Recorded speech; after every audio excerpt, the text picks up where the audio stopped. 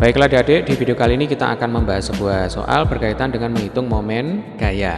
Nah, soalnya adalah 4 buah gaya masing-masing besarnya sama dengan 10 Newton. Panjang AB sama dengan BC, sama dengan CD, sama dengan DE, sama dengan 1 meter. Dengan mengabaikan berat batang AE, tentukan momen gaya yang bekerja pada batang dan arah putarannya jika poros putar ada di titik A dan poros putar ada di titik D. Momen gaya simbolnya adalah tau, betul ya? Jadi tau rumusnya adalah RF sin theta. Sekali lagi, tau di sini adalah momen gaya atau torsi, ya, satuannya adalah Newton meter. Kemudian di sini ada R. R itu adalah jarak gaya terhadap poros.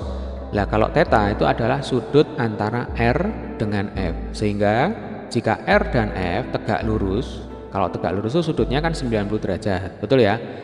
Jadi nanti kalau RF tegak lurus, berarti sudutnya 90 derajat. Nah, kita tahu sin 90 sama dengan 1, maka untuk menghitung torsi rumusnya adalah tau sama dengan R dikalikan dengan F. Jelas ya? Nah, seperti ini. Oke, langsung kita coba bahas soal yang pertama, yaitu menghitung momen gaya poros putar ada di titik A.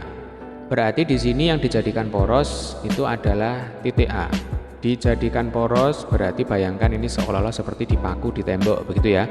Batang AE, ujung A dipaku di tembok.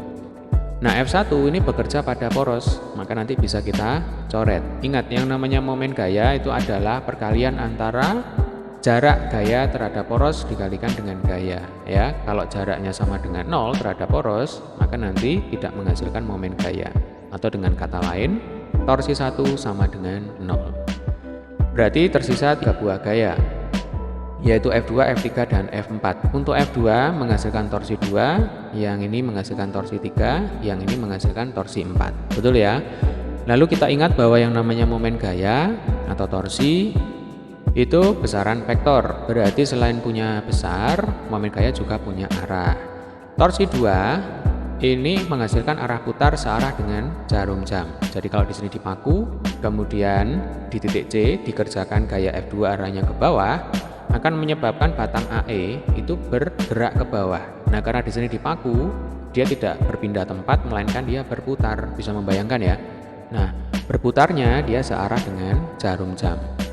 Demikian juga F3 dan F4. Jadi F2, F3, F4 menghasilkan momen gaya searah dengan jarum jam. Karena searah jarum jam, maka tandanya adalah positif. Ya, ini berkaitan dengan kesepakatan tanda. Berarti kalau ditanyakan berapakah besar torsi dengan poros di titik A, berarti rumusnya nanti torsi A sama dengan torsi 2 ditambah torsi 3 ditambah torsi 4. Betul ya? Karena torsi 1 sama dengan 0. Torsi 2 berarti rumusnya R2 dikalikan F2. R2 itu adalah jarak F2 terhadap poros.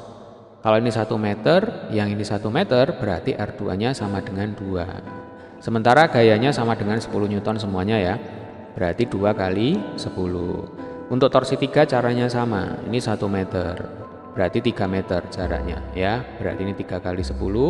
Untuk torsi 4 ini juga 1 meter, berarti jarak antara F4 ke poros ini sama dengan 4 meter, berarti 4 kali 10. Sampai sini bisa dipahami ya.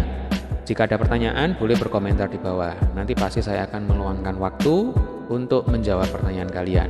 Oke, berarti ini 20 ditambah 30, 50, 50 ditambah 40, kita dapatkan 90 Newton meter. Berarti besar momen gaya dengan poros putar di titik A sama dengan 90 Newton meter, arahnya searah dengan jarum jam. Oke, sekarang kita lanjutkan ke soal berikutnya. Tetap menghitung momen gaya, tetapi poros putarnya sekarang ada di titik D ya. Jadi pakunya dipindah. Mula-mula dari titik A, sekarang pakunya dicabut, dipindah di titik D. Saya bersihkan ya. Nah, seperti ini biar enak. Tadi jaraknya ini 1 meter. Jadi semuanya 1 meter. Yang ditanyakan momen gaya dengan poros putar di titik D. Berarti pakunya sekarang dipindah di titik D. Karena F3 itu bekerja pada poros, ya ingat ya, gaya yang bekerja pada poros tidak menghasilkan momen gaya. Maka nanti torsi 3 sama dengan 0. Sehingga tersisa F1, F2, dan F4. Nah, ketika yang dijadikan poros itu ada di titik D, maka F1 ini akan menyebabkan batang AE cenderung berputar kemana? Dia berputar berlawanan dengan jarum jam, betul ya? Jadi kalau dibayangkan nanti batang AE dipaku di titik D, kemudian di ujung A ini dikerjakan gaya F1 arahnya ke bawah. Maka batang AE itu akan berputar berlawanan dengan jarum jam seperti ini. Demikian juga F2 ya.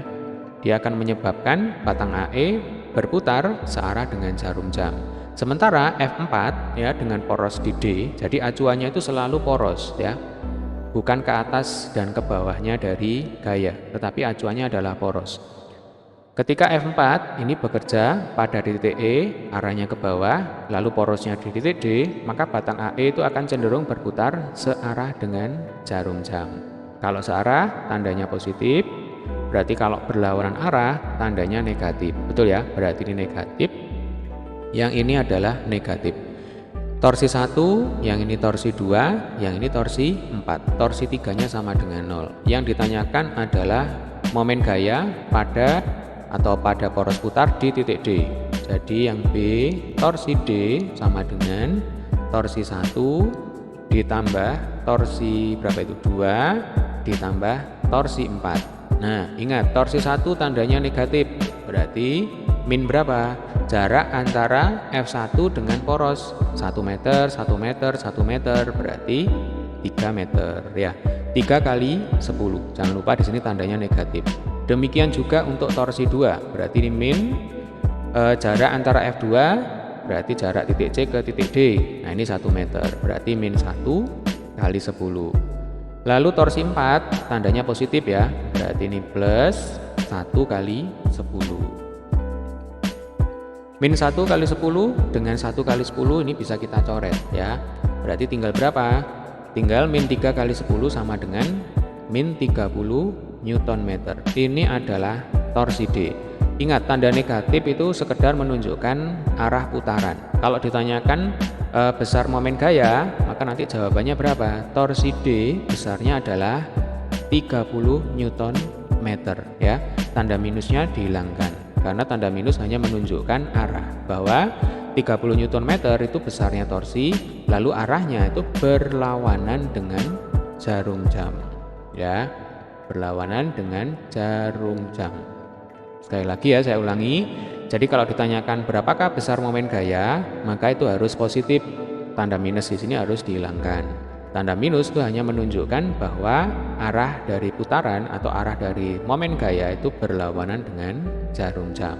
Karena kesepakatan di awal, kalau positif momen gayanya searah jarum jam, kalau negatif berlawanan dengan jarum jam. Baik, demikian tadi adalah pembahasan soal kita kali ini. Bagi adik-adik yang belum subscribe, jangan lupa untuk tekan tombol subscribe-nya ya. Lalu jika suka dengan video ini, jangan lupa untuk klik like. Jika ada pertanyaan, boleh berkomentar di bawah. Terima kasih telah menyaksikan video ini hingga selesai. Tetap semangat. Sampai ketemu di video pembahasan soal selanjutnya.